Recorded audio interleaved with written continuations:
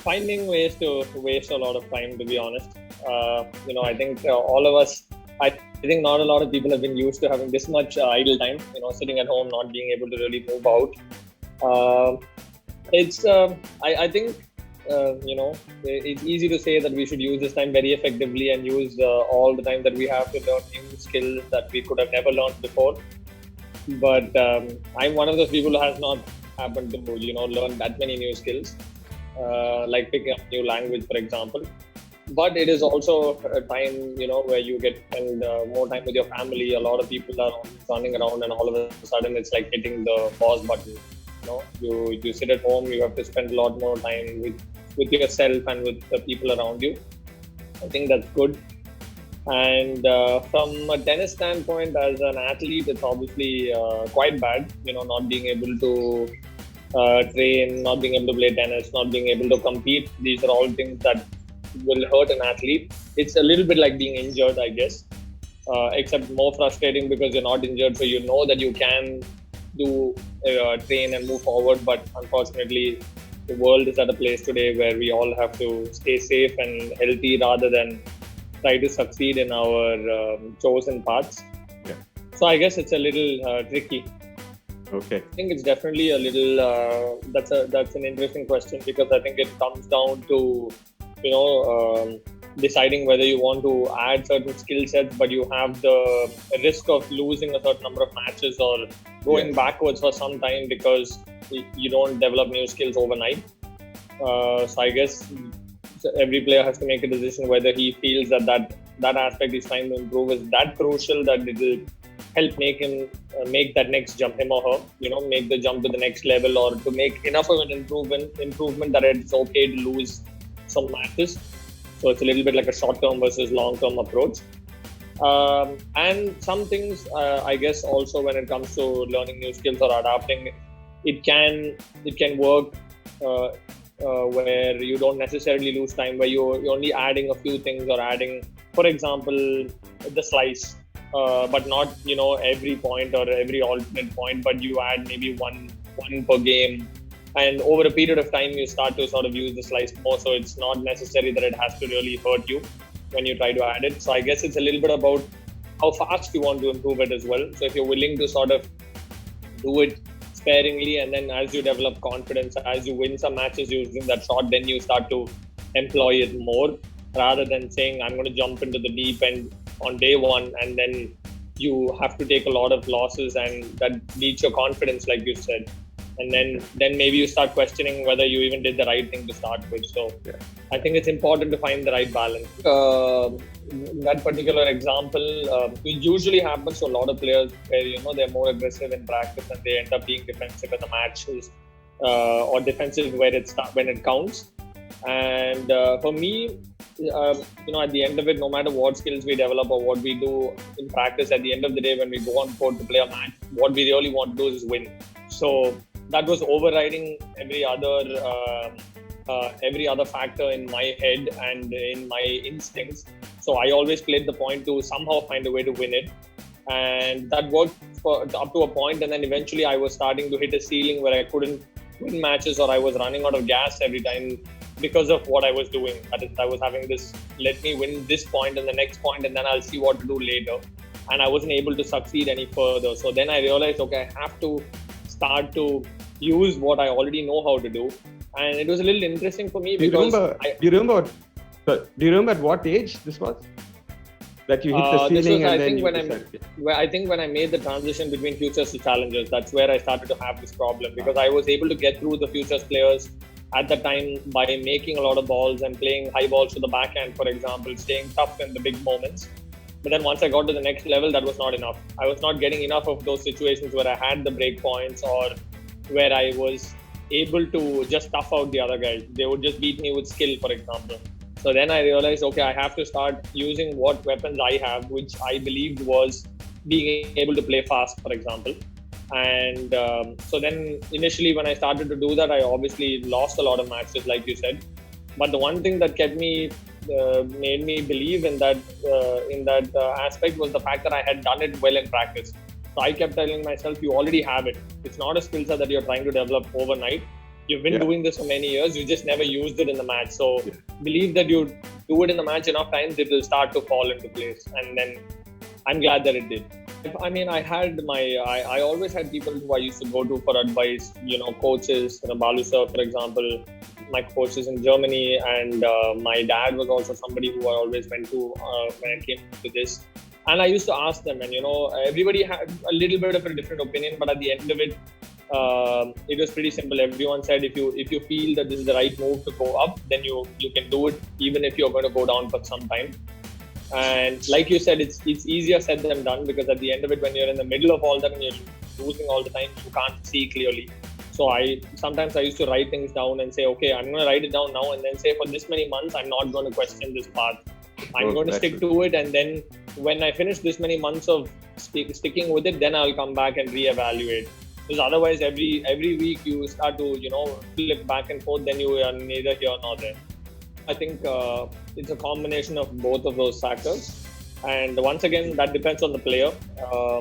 And the less explosive or the less you can impose the game on the opponent, the more tactical you need to be. So if you're not going to be able to serve 220 kilometers an hour every time, then you have to know which side the returner likes more. Which side is he more solid under pressure? Which side can he hit a bigger shot? So all of those factors become much more important. If you can't say, I'm just going to hit the first serve, and then the next ball that comes, I'm going to blast it, then he can't do anything. Then it really doesn't. It matters less what the opponent does. But for most players, I think being aware of what the strengths and weaknesses of the opponent is very important at every level. And like you said, obviously the margins are less as you go up, but there is always room. There's always a gap, and you just the closer you get to that level, the more you see it. Initially, maybe from outside, you feel, oh, he can hit forehands, backhands, everything looks clean. Then you have to see, can he do it for 2 hours? Or you see, can he do it at 4 all 30 all? Is he brave enough to play the same shot then? So, or is he reckless? Does he have bad shot selection? So there's always a reason why a player is ranked at a particular level consistently, unless he's going up. And usually you will see the reasons why when you compete and when you look for those things. I try to watch as many videos as possible on my opponents, and then I ask the players. I obviously look up the matches they played and see if they played somebody I know. Then I talk to those friends of mine and say, okay, what do these guys do well? What do they not do well? Some of it will obviously repeat, but then you may find one or two things from some players where you say, oh, okay, you picked up something that maybe nobody else saw. Yes, and I've noticed that this especially happens with the guys like I mentioned. The bigger the game, the less info you get, and the less power that's involved in someone's tennis, the more tactical they are. So when I see, for example, that Jeevan has played an opponent, or for example Somdev, these guys who always are able to use their tactics to their advantage, then I get a lot more information, and that's normal. It's just like everything. When your forehand is very strong, maybe your backhand is not as good. But if your forehand is average, automatically you're forced to have a better backhand because you don't have a choice. And in that sense, the players who cannot hit the ball, who cannot sort of hit the skin off the ball, are always going to be smart on the court. And so yeah, I try to analyze the players by asking players and watching videos, and then trying to watch matches. If they're in the same tournament, usually I'll know if I beat the guy in the first round, I'm going to play one or two opponents in the second round. So if I have the chance to watch the match, then I go and watch that match just before mine.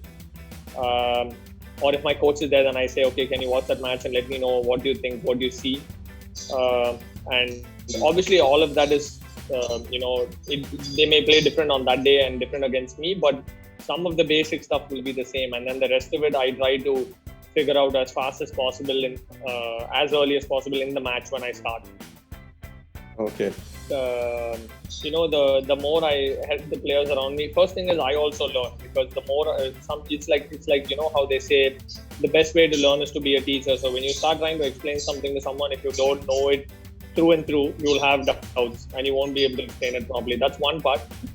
And another thing is I want to be able to help the players who are coming up, because I feel some of the things I learned the hard way, and I maybe didn't have someone to tell me and sort of help me do it in 1 day or 2 days. I had to learn over a period of a year or 6 months or lose 10 matches to learn that thing. And I would like to help the players who are working hard around me, who I feel, they are trying to succeed, and if I'm in a position to help them get that skill set faster or learn something earlier because of me, I'm very happy to do it. And if they come to a position where they're starting to beat me, then at that point, I will say, okay, then this guy is tough and he's finding a way to overcome whatever I have. I'll compete with them and find a way to go up. Because I will find a way to be the fighter in that moment and not say, oh my God, I should not help him. I should just keep him below by, telling him the wrong things. I would rather than it be healthy competition and we both succeed. The first example I can think of when it comes to this is Jeevan, because he's quite good tactically. He's a master at it. Yeah. So whenever I ask him, obviously the general stuff, he'll be like, this guy's forehand is better, this guy's backhand is better, whichever one. And he tells me about the serve. But then a couple of the things which are pretty special when it comes to what he notices is he remembers what the guy likes to serve at 30 all, or what he likes to serve on break point. And those are huge because then, in that moment you're saying, okay, 70-30, there's a chance he's going to serve this direction at 30-40. And you only need one break per set to, convert, especially for someone like me who in general tries to serve as well as possible and hold on to every service game. If I get to 130-40 and I pick the right side because Jeevan helped me saying, in general, I've seen that this is what he likes, that's good enough. If I react a split second faster and I make the return, that's a big advantage. So that's something pretty special. I think he's able to see those little things, or maybe a lot of people see it, but he remembers them. He notes it down, and I don't know if he writes it, but at least he makes a mental note, and he's able to recall that when he needs it. So that's something quite special. I'm sure Somdev is also one of those guys who has that. I just haven't spoken to him as much because the circuit I play, he knows less of the players, or the circuits I played, where Jeevan was more sort of, playing alongside me. I think, for example, when I played Balaji, for the longest time, I used to try to attack his backhand with my forehand because my forehand is my strength. And I always went, like I said, cross-court, high ball to the backhand, and I tried to hurt the opponent. And which is what I tried to do against Balaji. But the problem is that his backhand is very good. So he was... And one of the things he likes to do is he likes to take the ball a little early. So the higher I tried to hit it, the earlier he came in and took it and pressed the ball down. And I was losing the edge that I had in the rally. And I was obviously very reluctant to say, okay, I'm going to go down the line and then go the other way, because I wasn't as confident in my backhand. But then I had to try it because I was losing points, and I said, let me try going the other way, see what happens. And in the middle of the match, when I made that tactical change, and I realized even though I was uncomfortable, I was winning more points on this side than I was winning on the forehand. So then I said, okay, for whatever reason, I'm winning the points here more than I am on my strength. So I'm just going to stick to it and find a way through that match. And then when I did that, I won the match first of all by using a tactic I'm not used to. So that helped me because then I realized that I can rely on that more the next time around. It gives me confidence on something which I'm usually not relying on. And it showed me that I can make a tactical adjustment during the match, which usually, like you said, you come up with a plan and you try to stick to it. But there I realized I had to think on my feet. And this is one of those examples when I played Balaji. That was one of them where I switched from trying to attack his backhand to attacking his forehand. Then one of the things which for me worked very well was I always used to serve. I used to try to serve sort of big and go for aces and try to sort of win the point outright with the serve with speed. And then I ended up facing these Japanese players, and one of them was Hiroki Moriya, and he's someone who's very good at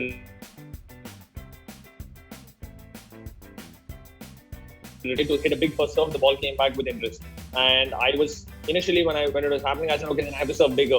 I have to even go for more and then find a way through him. And then after a set, I figured it out earlier, but I guess I was sort of being stubborn and trying to still do more in the same department and try to find a way through him. And eventually I realized it's not possible. And then I said, okay, I'm going to have to mix with more slice serves, take out the speed, and don't give him the center of the racket every time. Let him move a little bit before he has to hit the same return, even if it's not going to be an ace. at least he doesn't smack it. And then I started mixing that with body serves and with kick serves.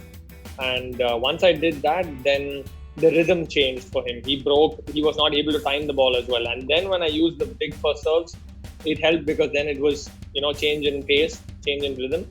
And all of a sudden he was uncomfortable. And that feeling of being uncomfortable doesn't just end with one shot. It doesn't end with just the return. It creeps into the rest of your game. So, for example, it started creeping into his next shot after the return or his service games. And then that amount of doubt was enough for me to find a way back into the match.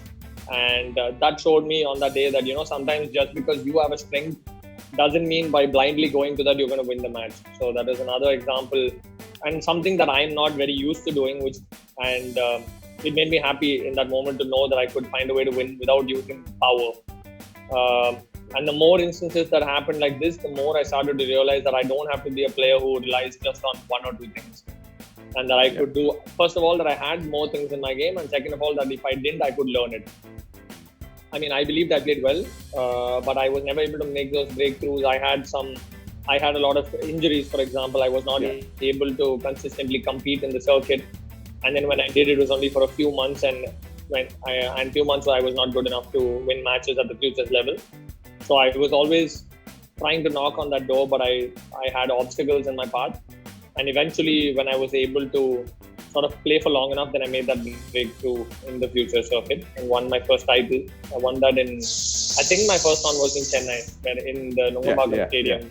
So I think there's two sides to that. One is obviously the more tournaments there are in India, the better it is. That is very simple. There's no argument about that.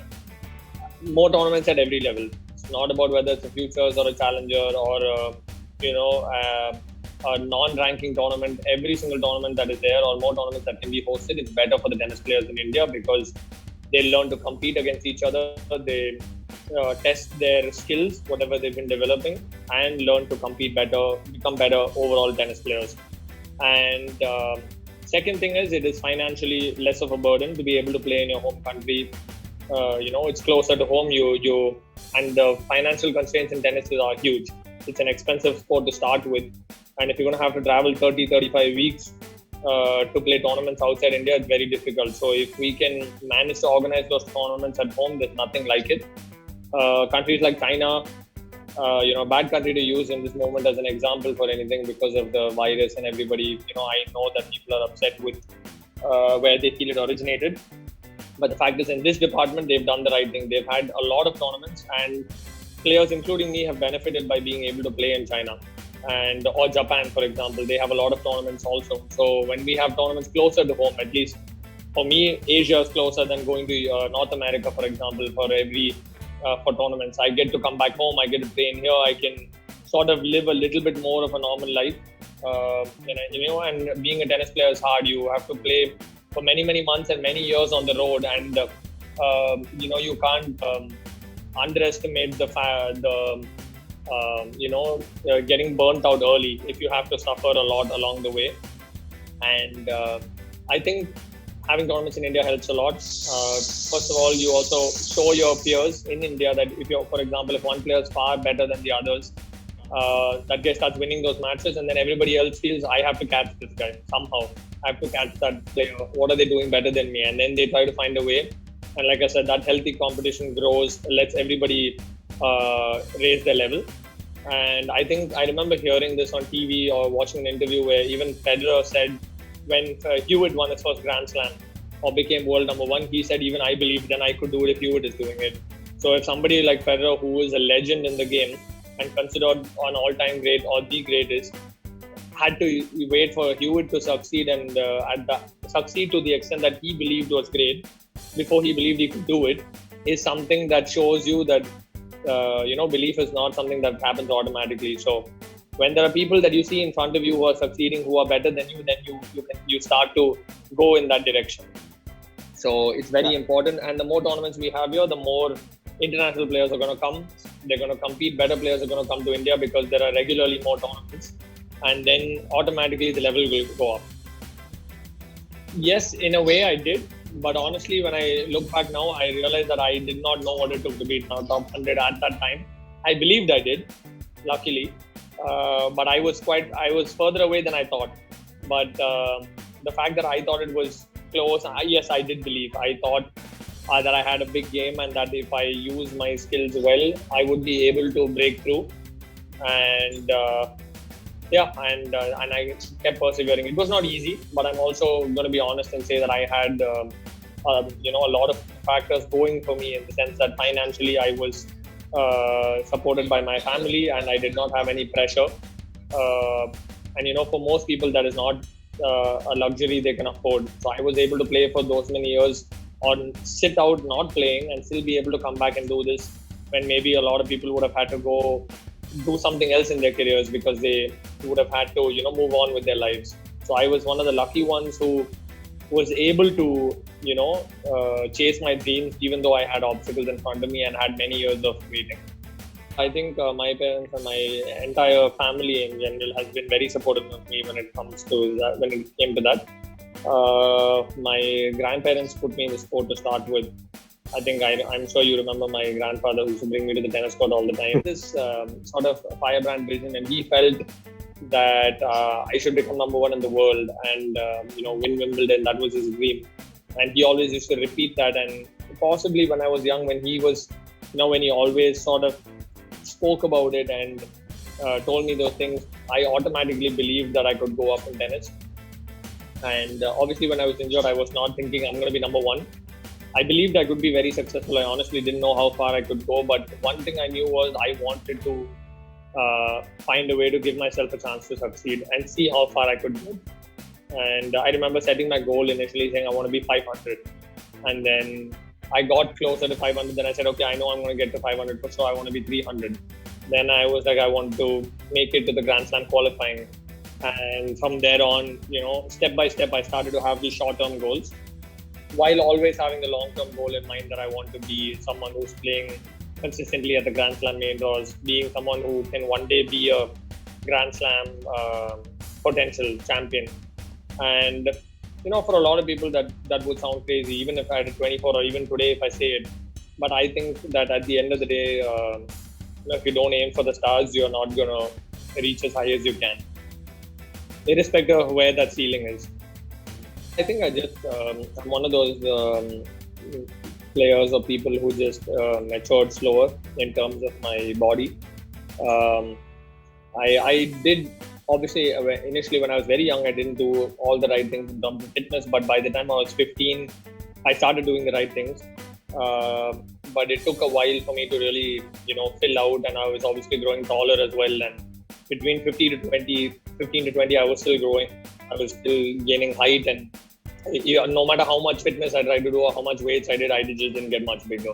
And tennis is an endurance sport, so it's not easy to really put on that much muscle that fast. So it was a little bit of a waiting game, and it's just about saying, as long as I'm doing all the right things and checking all those boxes, eventually I will get the required level of fitness. And then it happened over a number of years. So it's consistent hard work which led me to being physically able to compete at a higher level, not just with my tennis. I could list out lots of things, but to keep it short, I would say, first thing, I think I have to improve my mental endurance. So this is something that I feel at that level is something that's not very obvious from outside, because you always see how well they hit the ball, you see how well the players move, but one of the most important things is how well they compete and how long they're able to do it for. So at that level, there's no room, and it's a little bit like somebody like me having to maybe play on 6th gear rather than 5th gear, and there isn't a 6th gear for me. So I'm on overdrive continuously through the match. So learning to have that gear or play at that gear more often, eventually that becomes an average for you. So that is something that I feel is very important for me to do, to be able to win and become a top 50 player, alongside developing other skills. I think for me, I have to maximize my serve more. I think I have room to improve there. For example, if you look at Ramkumar's stats on his serve versus my stats, is far better. But if you look at power, maybe we're serving similar speeds, very, very small difference. So in my opinion, I'm like, if Ramkumar is serving with that many, if his stats are that he's getting this many aces in a match and this many free points, why am I not doing it? And if I can close that gap, that just gives me a little bit of more of an advantage against the guys I compete with, because I have my own weapons already, and this will be something that I'll be adding on top. So the first thing I can think of is the serve, and the second thing I can think of is improving my transition game. So I create a lot of mid-court balls, and I don't convert those points as much as I should. I don't know what the percentage is, but I believe that I should be winning a lot more of those points, and then that will automatically put pressure on the opponents to play better shots against me, knowing that if they don't, they're going to lose the majority of the points in the mid-court. I think reading the serve is something that comes with practice. The more you return serves at whichever level you're talking about, the more you do it, the quicker you react. There are some cues like doing a split step on time and watching the ball very carefully. Some players have a tell on their serve, where you know with a different toss they have a different spot that they're going to serve. But the higher up you go, the less of a tell there is. So it really comes down to pure reaction and honing those reaction skills, which comes when you keep practicing the return. And maybe, for example, in practice, not saying tell your partner to serve in one spot and you return that. Instead, you say serve wherever you want, and you keep trying to catch the return. Keep guessing and trying to catch the return, and eventually you get better at it. I wouldn't really say that a big part of that is because of the players as such. It's just that it's difficult for us. We have a lot of obstacles in tennis in India. We are not a tennis playing nation like how we are. We're not a tennis superpower. For example, in cricket, I'm sure it would not be like that. The average age of success wouldn't be the same. And I think for it to be this, for it to become earlier in tennis, I think we need to have better systems, more tournaments, more players competing, and the depth will improve, and automatically the players will succeed at a younger age. So I think it's just a matter of doing the right things at the ground level, and then you will see the improvements over a period of time.